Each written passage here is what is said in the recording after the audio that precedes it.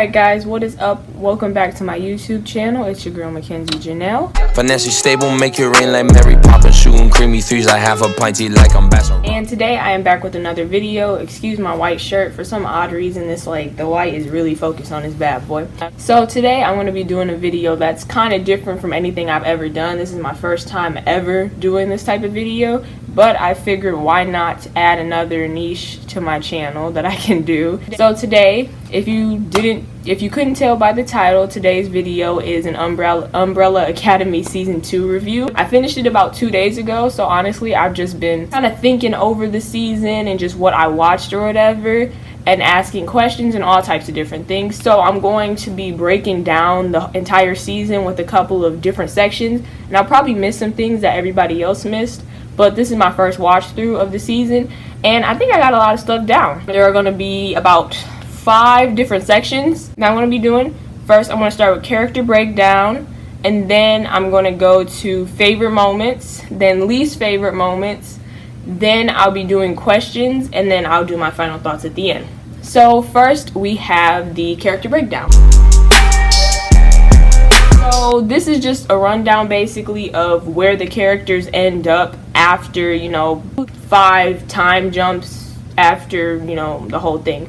And this is basically just their name, who they are, and where they've been, and, just the situation that they're in. So first we're going to start with number 1. I did it in order. So we're going to start with Luther.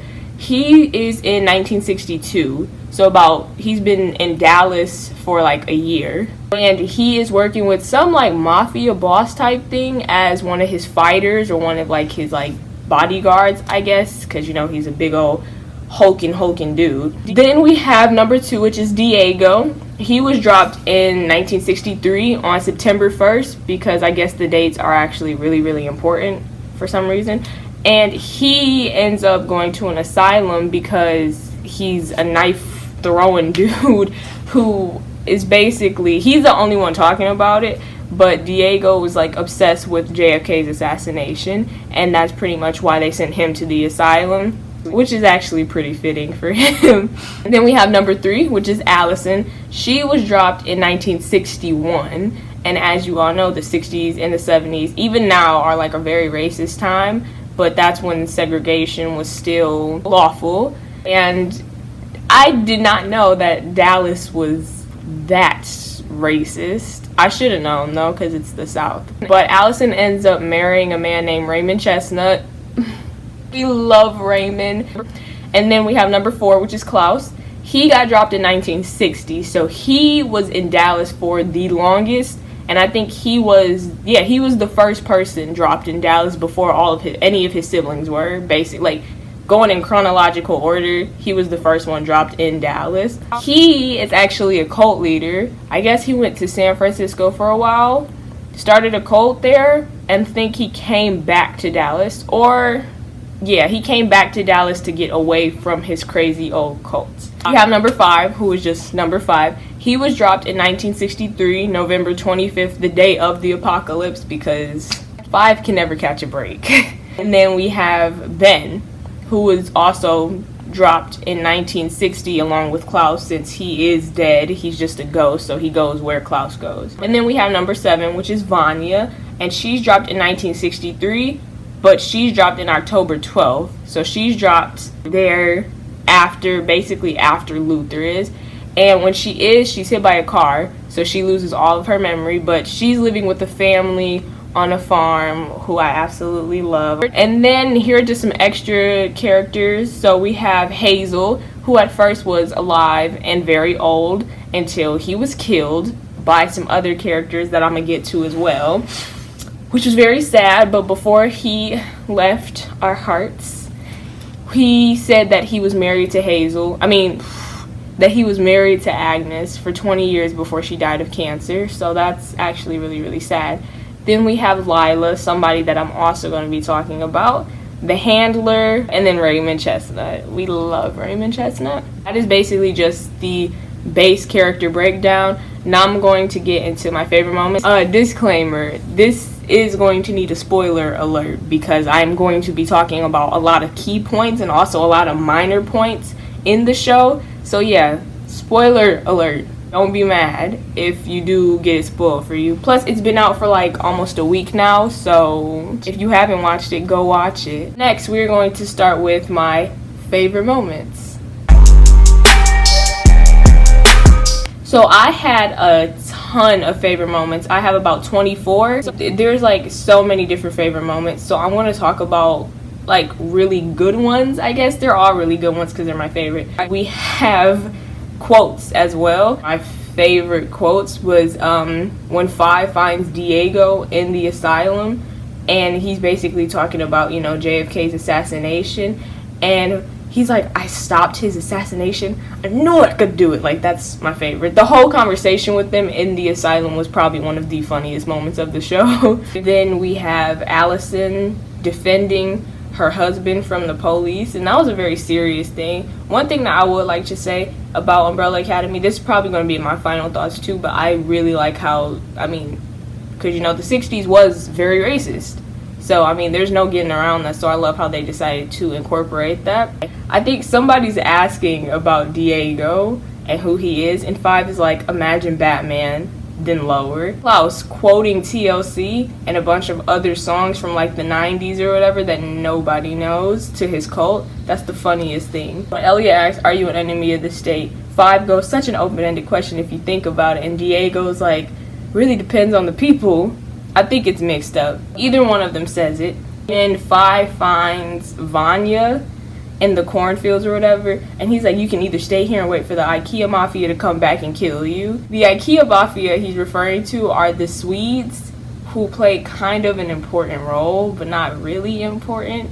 I loved when Klaus and Allison met again. It's a really, really sweet moment. I would say any Klaus and Allison moment this season was really my favorite because they honestly just seemed so tight-knit and close, and it was really, really, it was cute. It was really cute. And then another thing I liked is that Klaus got Ray out of jail. You know, once he learned that that was like Allison's husband or whatever, he did not hesitate to get him out of jail, and that was like the sweetest thing ever. I love Klaus. I absolutely love Klaus. Him and Diego are my favorites this season. He looks amazing, plus his hair is longer. Oh my gosh. Diego still looks so good. He can dodge bullets and his hair is longer. He's giving me a very Bellamy Blake vibe. I love it. Mainly because of how they look, but also because of what they went through and what they were going through. The sit-in at what was it, Statler's Diner or something like that, with Allison and her husband and all of, you know, the people in their organization. That was really good because this show is kind of just for the impossible, and yet it shows you so many real things at the same time too. So I really like that. Klaus meeting teenage Dave. I think he was a teenager. He had to be at least 18 because of how, you know, he joined the Navy towards the end of the season. It was really, really sweet because I think that's the only person that Klaus has ever loved like that. So that was really sad and really sweet. One of my favorite couples of the season was Sissy and Vanya. Now, granted, Sissy was married to Carl with a child, but Vanya kind of came into her life and showed her a love that she didn't really know, and she gave her the attention that she needed.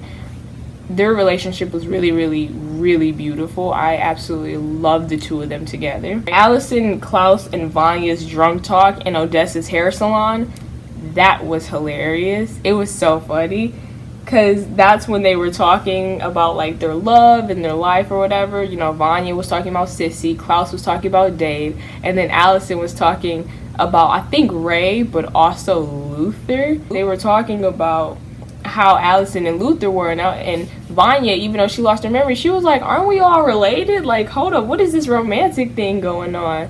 And then Allison was like, well, technically, and Klaus is like, technically, if you have to say technically, then, you know, something is wrong. Lila and Five's fight, I've never seen Five like fight as like little Five. I've never seen Five really fight. I've seen him fight with the rest of the Umbrella Academy, but seeing him do it one-on-one with Lila was just so cool to me for some odd reason. I don't even know why it was, but it was cool just seeing him pop in and out and he's just like punching and kicking and hitting. It was just so cool to me because I forget that this dude is like 50 something, like almost 60, and he's like a trained and highly skilled assassin. It just takes me back because he's in like a 16-year-old's body. Reginald Hargreaves, if you don't know, is their adoptive dad. And 5 in season 1, when he teleported to the apocalypse many years ago, after he did that, he never got to see his dad again, and then he died before 5 could see him again in season 1 when he came back to, you know, his time. I really like seeing that because that was the first time that 5 had saw him in, what did he say, like 40 something years? That's the first time you see your dad, and he couldn't see him in 2019 because his dad was dead. And even though it seemed like he really didn't care that much about Reginald, I mean, he did, and he actually did value his advice. Ben and Diego's reunion was one of the saddest things because Ben possessed Klaus. That was a new thing that that he could do. So Ben possessed Klaus, and this is before they were supposed to go to the briefcase and go home before all the rest of the stuff happened and they couldn't make the deadline. But Ben and Diego had reunited and they talked and they hugged, and he was like, oh my gosh, like, this is insane, like, you know, you're not you, but you're you. And it was just really sad because he's been dead for like almost 20 years. One of the best moments I think of this season was when Ben actually turned out to be the hero. It wasn't Klaus, it wasn't Allison, it wasn't Diego, it was Ben, a whole ghost. And he got to reunite with Vanya, which was really sad again. Also, can we talk about Ben and Jill? He was like in love with this girl. That was very sweet. And then my last favorite moment was when Diego deflected the bullets at Sissy's farm. That's just so cool to me. It was just good with like knives, you know, aiming them where he wanted them to go, just the trajectory of it or whatever. But seeing him do it with bullets was just it was just really cool because he stopped so many bullets at once and he's just like, ah, like that was really cool. So yeah, those are my favorite moments. Let's get to my least favorite moments. I don't have a lot of least favorite moments, but the ones that I do have really just rub me the wrong way. So first, Hazel dies. That's my least favorite moment because literally he's in there, what, 9 minutes? He was there just to give 5, like to save 5, one, and to give him the Frankel footage, the Frankel film. He just served as kind of a plot point to be used later. It's not one of my least favorite moments, but it is because it just kind of shows how much of a backward step Luther took when 5 is like, yeah, the apocalypse is gonna happen again and I need your help. He gives this rousing speech to Luther and he's like, I need you, like we need the Umbrella Academy again, and Luther is just like, I don't care, get out of here. I truly don't care. And it's like, you can just see how broken I guess Luther is, you know, like from the first season he already blames himself for not stopping the apocalypse and more of playing a part in causing it. So you can just kind of see how much his hope and that optimism has really just gone away. While I said that the sit-in was one of my favorite moments, it's also one of my least favorite moments because seeing stuff like that, it just, I mean, I didn't have to live through it, but it just brings up a lot of feelings of, I'm not going to say hate, but it's just like seeing stuff like that again, it's like, wow, you know, like I just didn't like seeing it. It was really annoying just to see people that bothered by your existence, and not you specifically, but like by people like you. I was rooting for Lila and Diego from the beginning, from the jump. I knew that the crazy girl and Diego were gonna, you know, possibly be together, and then they did get together. And then we found out Lila works with the commission because the handler is like her adoptive mom. So I really did not like finding that out because it was like I was rooting for this couple and then all of a sudden she's a liar.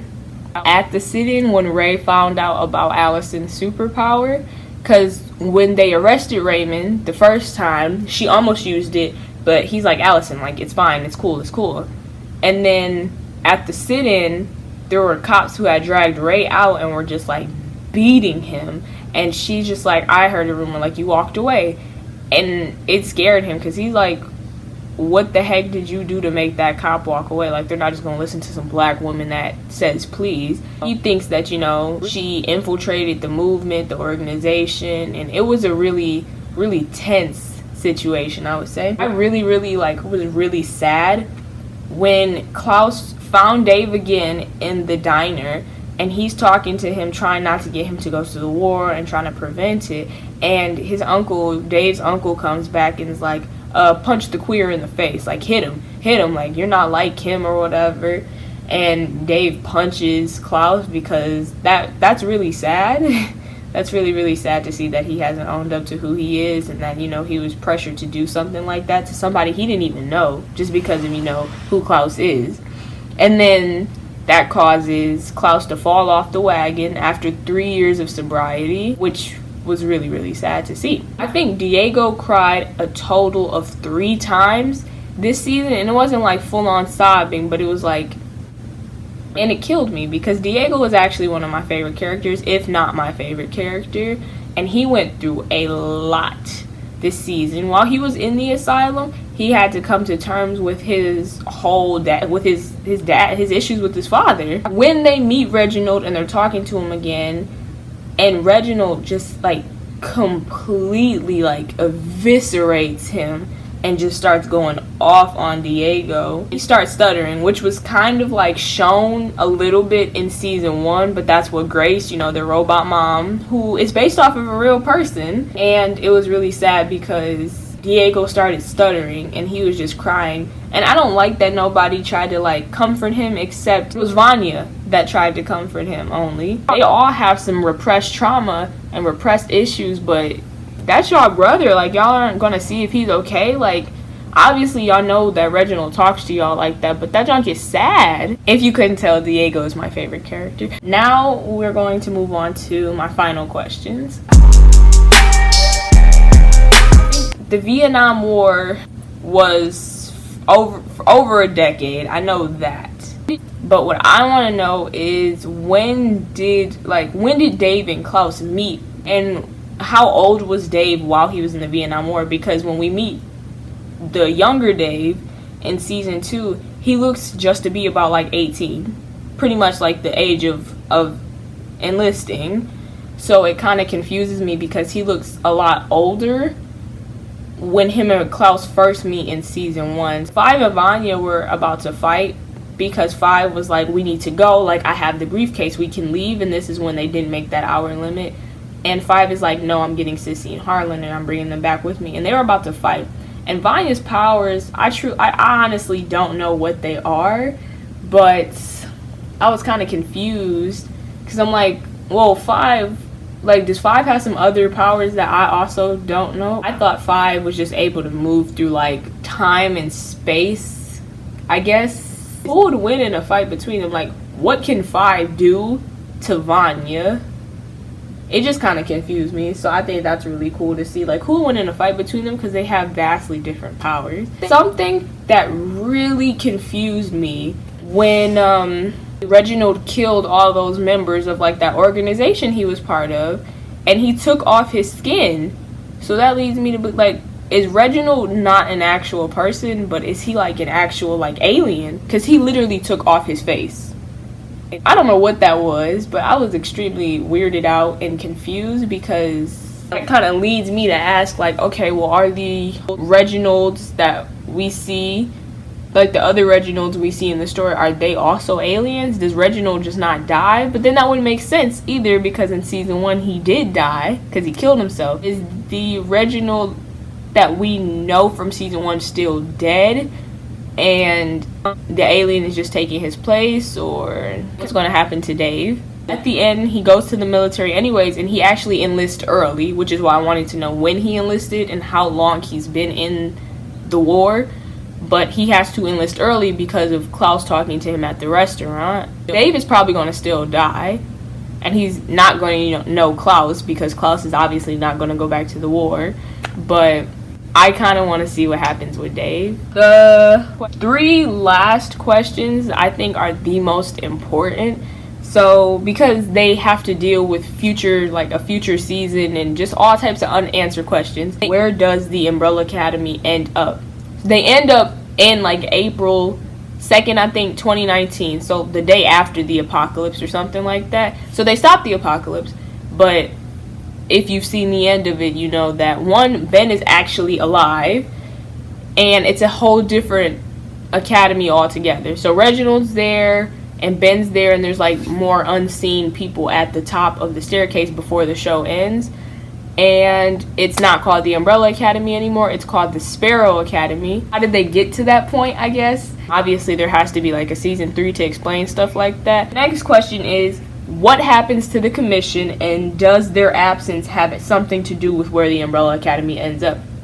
So, if you saw the season, then you know at the end with their little fight in Sissy's farm that lots of the commission's agents are killed, and then also the handler who had seized control of the commission is also killed by the one Swede. Who's going to lead now? With all those people being gone, does that have something to do with where they ended up? Because as you know, the commission is responsible for correcting the timeline and restoring the timeline. Now, does this have something to do with them not restoring the timeline and having the Umbrella Academy end up where they ended up? Which also leads into my next and last question.